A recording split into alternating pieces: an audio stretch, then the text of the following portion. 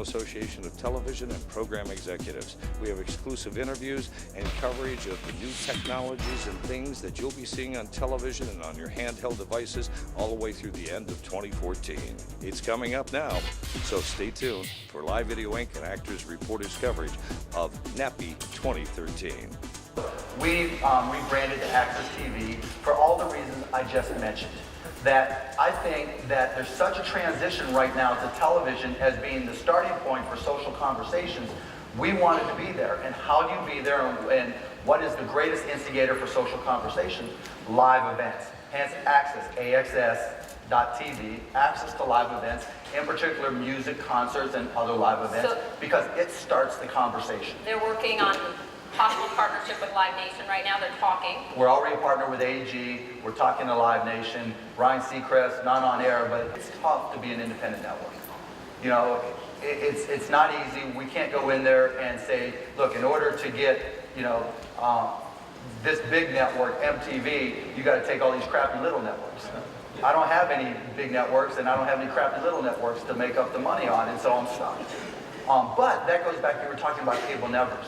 One of the reasons we went to live, you know, our tagline at AXS TV is live live. Live, live, live. And one of the reasons is because I think social interaction around TV is going to get so much bigger than it is now. Remember, not even 30% of the US population is on Twitter.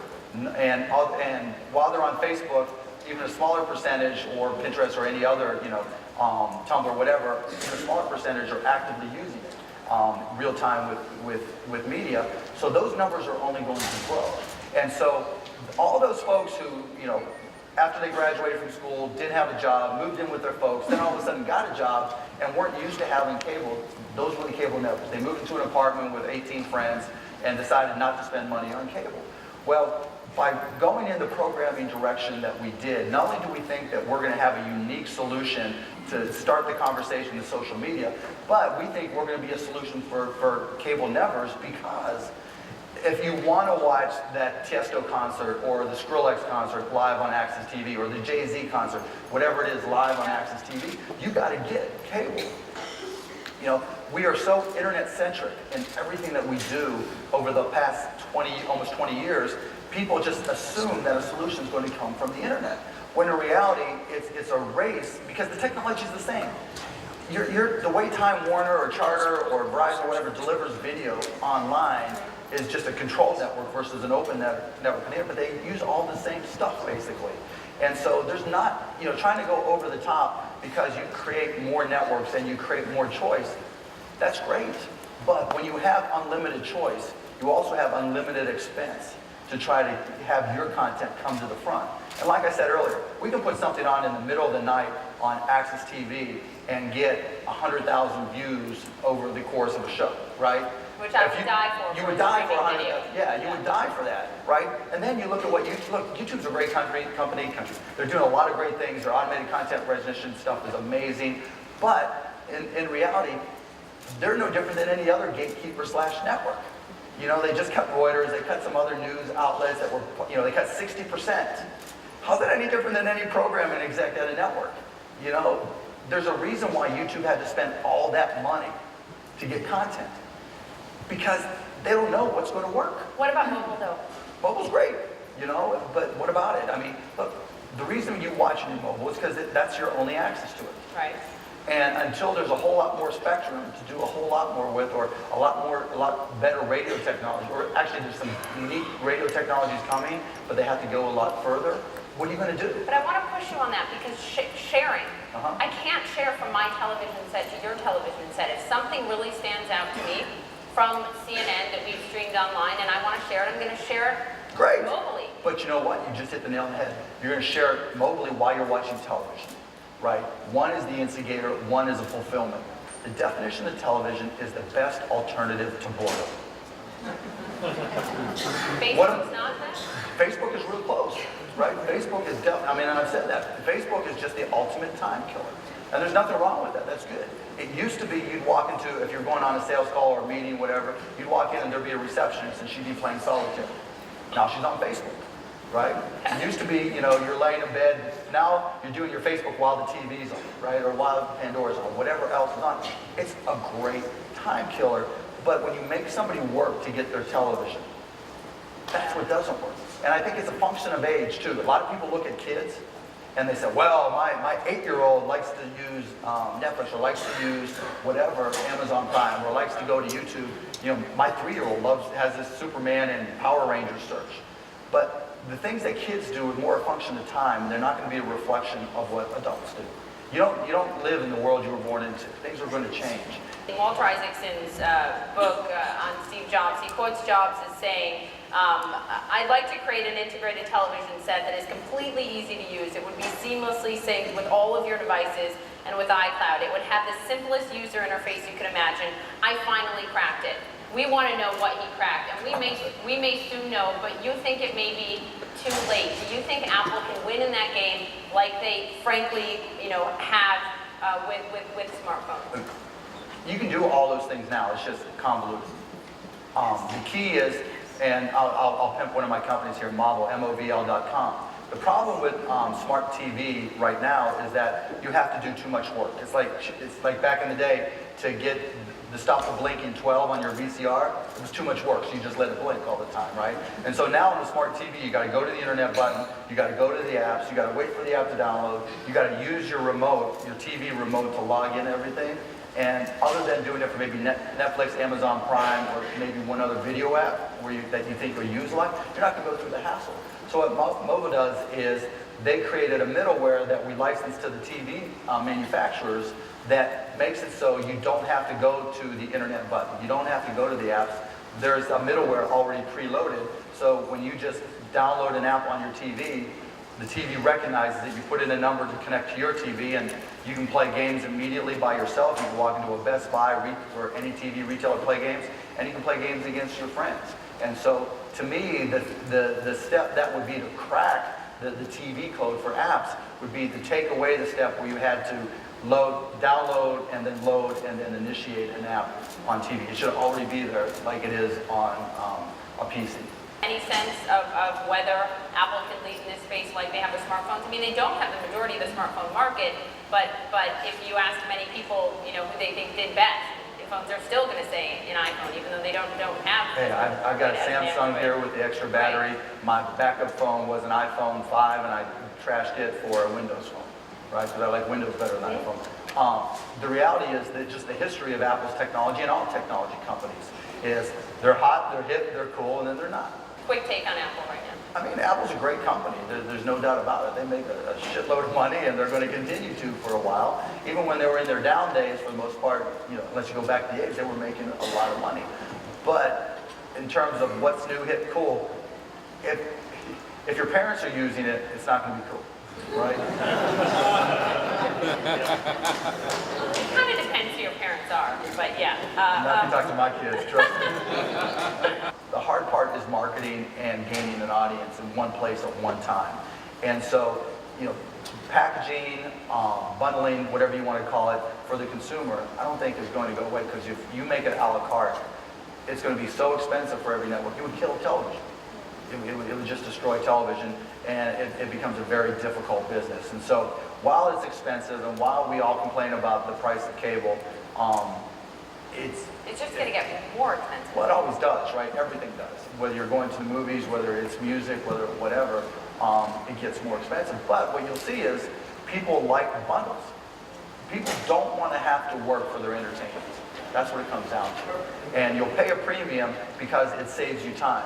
If we always have to go through and pick every show, like I said, it's defeating the purpose of television, which is the best alternative to boredom. You said, I think Facebook is going to have some challenges going forward. I want to know precisely what concerns you, because you pulled back from Facebook in terms of your ventures like Access. Right. Well, there's two elements there. One is Facebook, the company, and what they're doing. And I think, when they went public, that changed the dynamics of Facebook, as it does for any company. So they had to put a completely different focus on revenue. And I don't think all the things they did to generate revenue, I think, were short-term gain, long-term pain. They're starting to get into the value of Facebook, which we keep up with friends, families, but it's also a great time killer.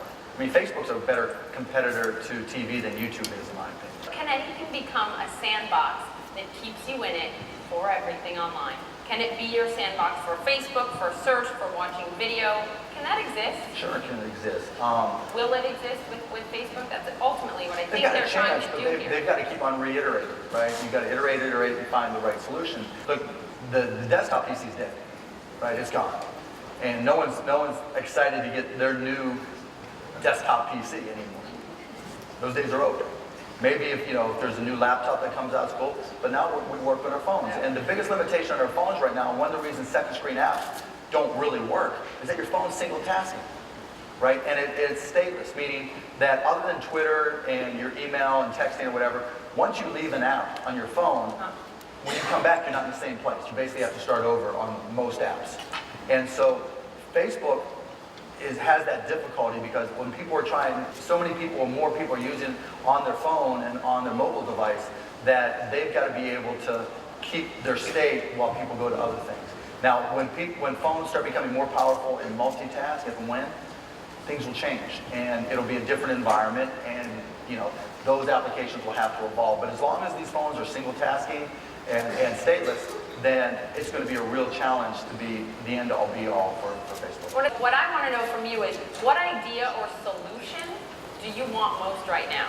I try not to predefine what I'm looking for. I just try to keep an open mind, and regardless of where the idea comes from, I try to look at it objectively and say, okay, what do they like about it? What am I missing, if anything? And are these the right people to implement it? And I mean, literally, like Pop said, I've invested $5 million, give or take, in people that if they were here in the room right now. Anybody here in the room I've invested in and haven't met yet? No. Right there, in the front. Taz, okay. There you go. We talked. We didn't do anything, but we talked about some stuff, and all via email. And so, there's a company, motionlock.com, which if I got offered $1 billion for it, I wouldn't sell. What does it do? They do real-time sensors for inside and outside of buildings. So something, it's a little bit bigger than this generation, but it'll be this size. You put it on the outside of a building, and anything that goes in front of it, cars, pedestrian bikes, it counts in real time. And so now, if you're in New York, the real estate business is changing, or any big market, the real estate business is changing, because now you put up a motion loft sensor, and on an empty retail site, and it'll tell you exactly how many people go by. A bunch of huge retailers, Macy's and others, are now putting these up on their retail locations to determine what the best time is to open and close. Because that data is so very valuable. And they hadn't been able to capture it before. They used to hire students and homeless people to sit with a clicker once every 5 years. Then they would Still continue. do that at concerts and all. Yeah, and they click, right? Now, in real time. So as traffic moves through a shopping center or through, you put them on the side of bridges, and they want to know the exact traffic when the weather starts to get bad, so they'll know where the most traffic is, so they'll know where to send the trucks first. Do you think the government has had a positive role, the U.S. government, in advancing technology, or have they stifled our competitiveness? They haven't stifled our competitors, because who the hell cares what they do? Literally, I've never met, I've invested in 70 companies, and we never have once had a conversation about, well, the economy's slowing down, and so, or here comes the fiscal cliff, and I always say, what I did tell them was, if you hear anybody talking about the fiscal cliff, let me know how we can compete, because while they're worried about the fiscal cliff, I want to kick their ass and take their business, right?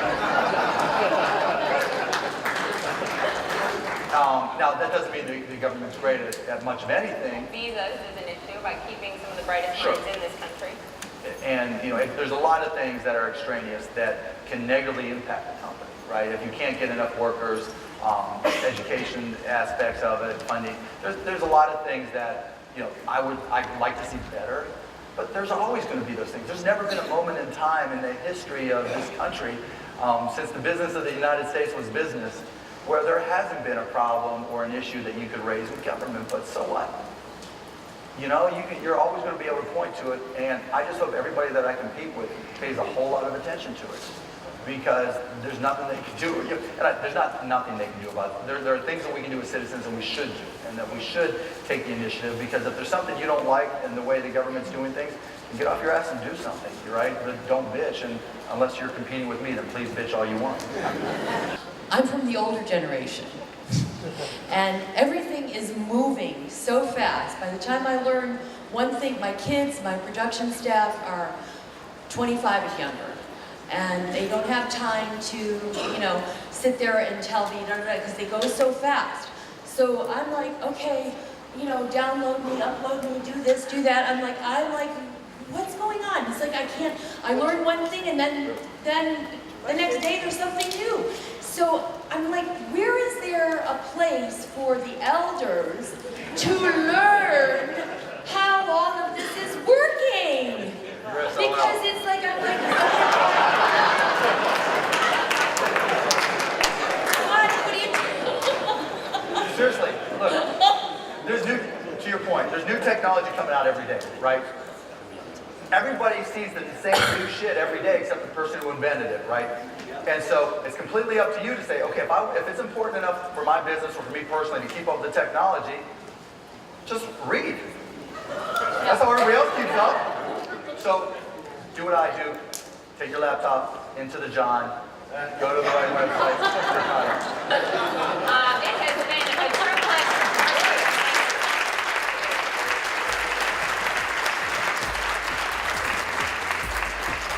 You'll be joining us for some exclusive interviews happening right here at the biggest show in television and film in North America, the NATPE 2013.